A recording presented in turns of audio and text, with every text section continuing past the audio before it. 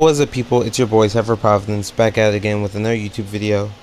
As you can see, we're continuing on with our horror reviews, and in today's video, we'll be talking about The House That Jack Built. This is a film that came out in 2008, and I think I was recommended to it by a friend in one of my Discord channels that I'm in, and overall, I would say it didn't disappoint. I thought it wasn't gonna be something really good, and at the beginning of it, aside from like one scene in particular, it felt like that was kind of the path that we were going down. But with some retrospective thinking, as well as doing some research and learning about the whole thing, I've actually grown to really like it. I also had time to sleep on it as well and to really think about it, which I think helped with me liking this film more. As I said, released in 2018, and this one in particular was different from a lot of the horror films that I've been reviewing so far. There were a lot. So to start off, instead of following our protagonist or opening on a shot that would establish who our protagonist is, or maybe who our killer would be, kind of, or what like the situation is that's going on, we start off with the killer of the film, and he's basically our eyes through everything going on. We don't really focus, like, we get like kind of some scenes where there's other characters involved, but really we're just following Jack the whole film. And on top of that, they also had scenes in which, not necessarily not scenes where they didn't use audio cues like they would in most horror movies, where they kind of like build suspense up towards a kill, or towards like a misdirection of like the killer arriving, or the killer actually does arrive, or things like that. It was a lot of just like, not silence per se, but it wasn't like there wasn't any, like, as I'm saying, like audio cues. It was just pure silence. There was like sound in the background, but it was just like, if a kill was happening, or if the killer, or if Jack the killer was showing up, they didn't really like lead you into it. It just, boom, it happens. Or like the scene's going through, but there's no like tension build up with the music or anything, which I really liked. I thought like that made for great sound design for this film in comparison to other horror movies that I've seen so far on this list. It especially adds a great deal for what it was going for and what it was trying to be and do. A lot of crazy like imagery, surprising kills, and depending on like some experiences you have had in your life, there might be some tough scenes to get through at times, which was like really like crazy to see that like this film would go in depth with. I should say, like, on top of like that being a warning, if you might be queasy towards some of the for examples, there's like kids dying, abusive relationship talks, and some brutal. I would say all the previous films have been brutal, but like this, like the way that like they use the sound design, they make it feel like so real in comparison to like other horror movies, where it's like you're in the movie. I saw a comment say this, so I'm gonna use it.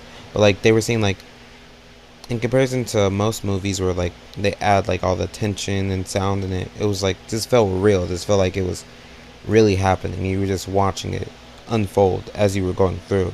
So if some of the stuff I've been talking about might be a bit difficult to get through for you, or might be a red flag for you, then you should definitely watch out for that. But like, it was just, I personally wasn't really affected by it, so seeing it was very like shocking, but also intriguing that like a film would go to this lengths. Obviously, I'm sure there's films that like do what they've done in this to like greater extents and lengths, but as like in comparison to everything I've seen so far. I was very shocking to see a lot of things that I saw.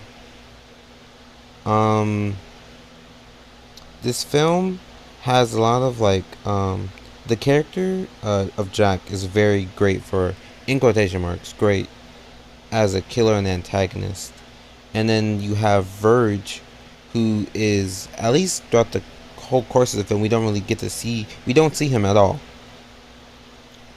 They show shots in which he's in the background of them, and I'm not sure if he's in those shots. I'm sure if I did a rewatching, he might actually be, but we don't really see him throughout the film, aside from like potentially those shots that he's in the background of. But he was great as well. And then there's a lot of psychological stuff going on, and a lot of like uh, I guess metaphor or meta commentary with like hell and stuff, especially towards the end, as like the ending is a stark contrast to what we've been seeing so far at the beginning of this film.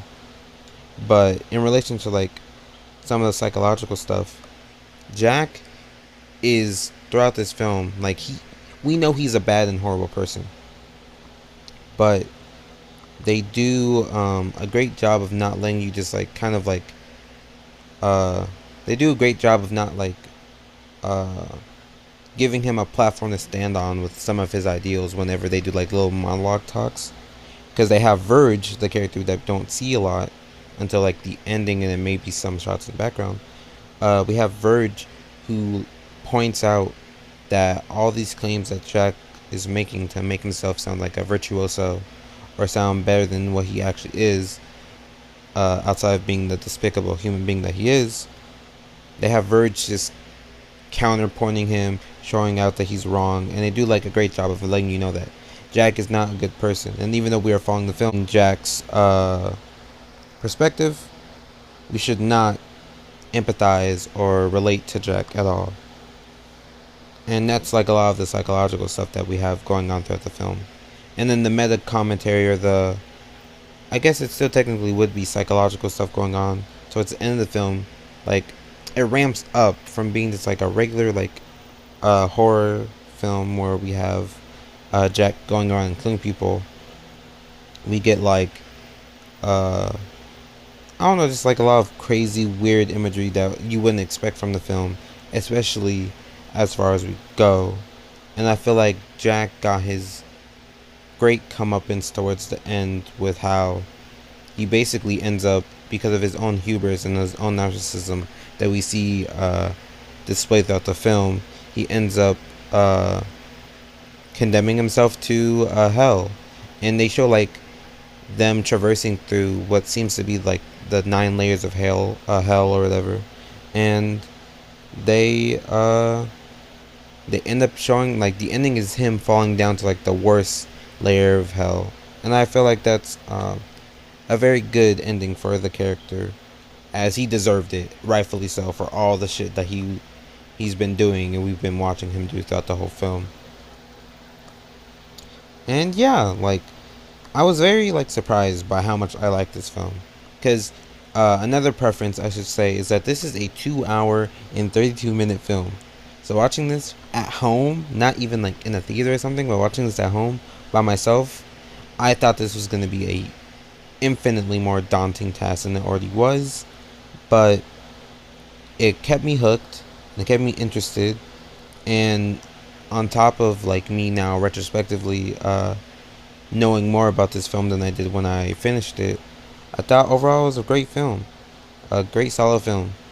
And so for that, I'd give it an 8 out of 10. Pretty good film. Would definitely recommend it if you're into like psychological stuff, as well as horror in general.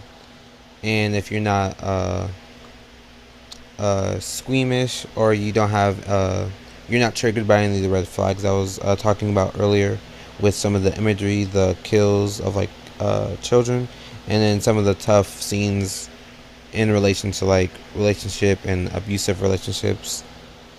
And yeah, great film despite some of those red flags that some people might be turned off with. And a solid watch. Recommend to people if they're interested, like I said. And I hope you enjoyed the review. Like, comment, subscribe. I'll be showing my socials at the end of this. my only social really I only use Instagram. So I'll be showing you my Instagram at the end of this. So if you're new, you could follow that and be kept up on anything. Cause I'll let people know if like perhaps I might not be uploading for the day, or something might happen. So uploads or scheduling might be wrong.